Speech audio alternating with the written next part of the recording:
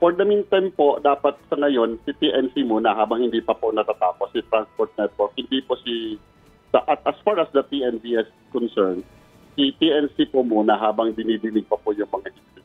But definitely, again, ulitin ko po, para sa kapakanan po ng ating mga driver, hindi po dapat nag-shoulder si driver dito sa 20%. Paano po pag hindi po sumunod, kasi sa ngayon yung TNC or Transport Network Company muna ang sasagot. Paano po pag nalaman nung or natuklasan nung driver o kahit nung pasahero na hindi ito ino-honor itong ganitong klaseng system? Saan po sila pwede? Ano pong avenue para magreklamo po sila?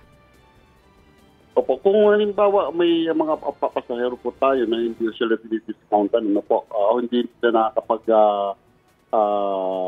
discount doon sa kanilang pamasahe ng 20%, kung sila po ay dapat na mag-discount, ay pwede po silang tumawag sa LTFRB. May hotline po kami 24/7 na 1342 para po maisama natin doon sa ongoing natin na case na hearing po with them. So, open naman po. Meron po kami mga social media account. Meron po kaming Facebook, website po kami para po doon sa mga filing po ng company.